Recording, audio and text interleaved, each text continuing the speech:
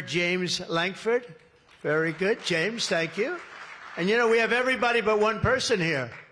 You know, everybody showed up. I figured you'd have like, I'd say 40 would have been a good number, right? We have everybody. We're just missing one person. You'll never guess who that is.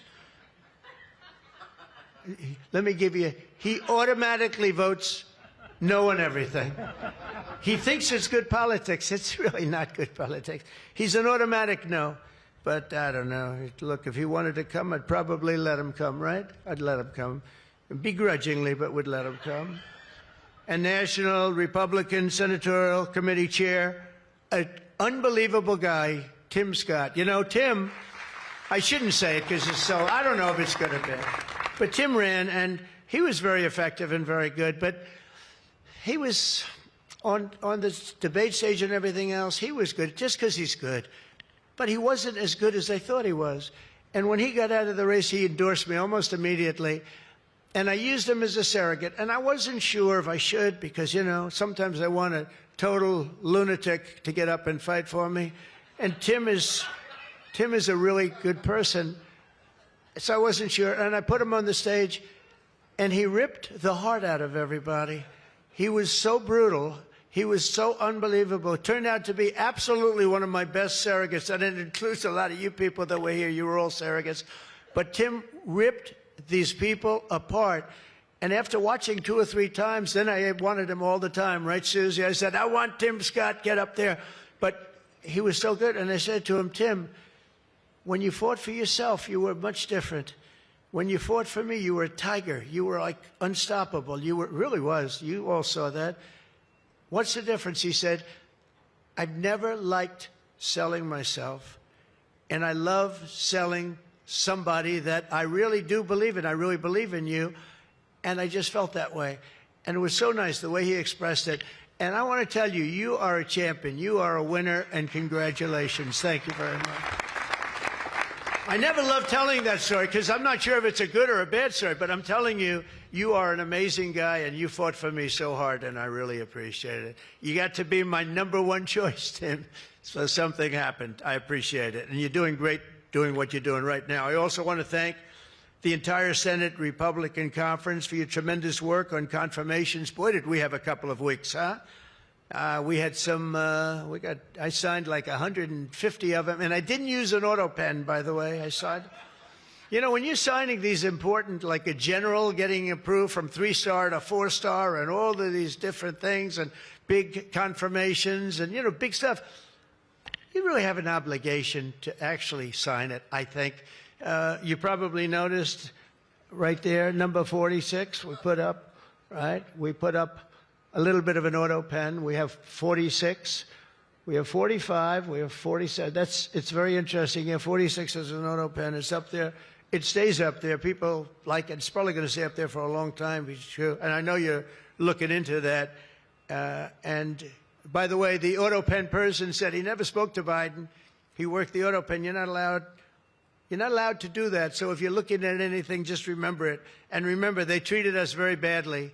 They treated us very, very badly. So I think you're allowed to just report the truth, including the confirming of my cabinet much faster than first time. I mean, we went so fast, and I give John Thune and all of you credit for that. It was amazing. All of a sudden, I was calling John, I've got to get him approved. Come on, John, because I was getting like one every 2 weeks. And, you know, I have people, they left their job, and they left everything, and it looked like they were. All of a sudden, it was like an avalanche. They walked in, James and James, my double James, I call them. They walk in, and they had like so many of them. I said, you got to be kidding. Is this like, are you for real, right, James? John Thune did his job, and you got them all done, and you have all those people out there working now, and instead of being very upset with the fact that we couldn't get them approved quickly. So I really appreciate it. You used a method that I wish you could use on U.S. attorneys. You know, I have 10 U.S. attorneys who are phenomenal, phenomenal. A Harvard, a Yale, a this, a that, all top. And the problem is they're not going to ever be confirmed, I guess. I put them in. They'll be there for 3 or 4 months, whatever it's, and then they have to leave. Because anytime you have, as you know, anytime you have a Democrat senator, not even two, just one, they'll say because of the time we're in, we're not approving that person. We're not approving. They never do. They won't approve. And therefore, because of blue slip, I have to tell the person after 3 months, I'm sorry, you'll have to leave. And I put somebody else in. And I've had Democrat senators say the only one we'll ever approve is a Democrat. This is not constitutional. And you really, I hope you can look at that blue slip thing, because I have 10 people that are phenomenal, and they're going to have to leave office. Highly educated, top of their class, everything. And they're going to have a mark on their career that they were a U.S. attorney for 3 months or 4 months, and then they had to leave.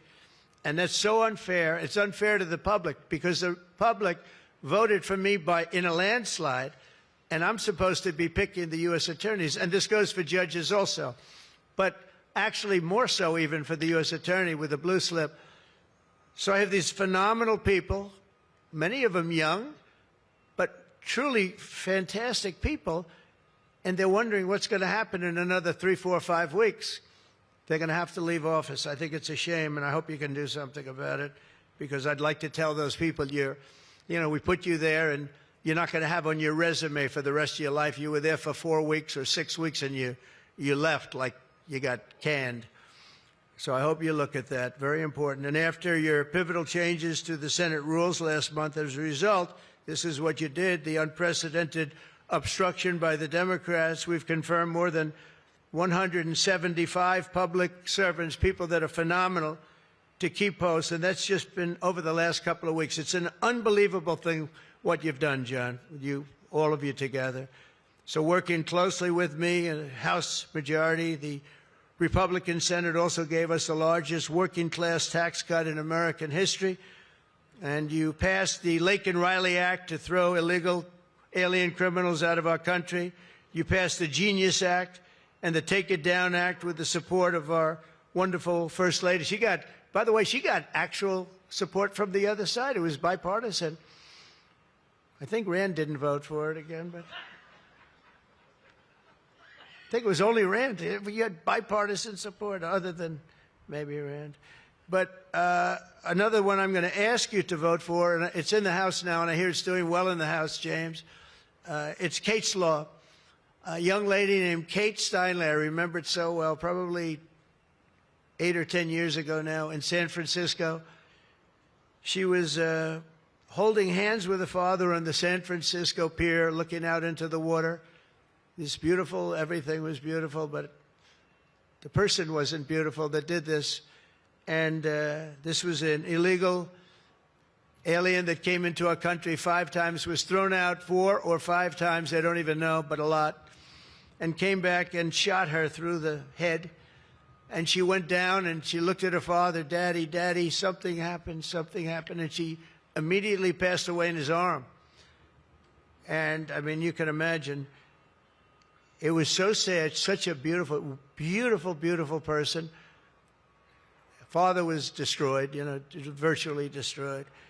And they passed they wanted to pass what they call Kate's Law, and it's now, again, in Congress, and I hear we're going to get it passed in Congress, and when it gets up to the Senate, I hope you guys can pass it.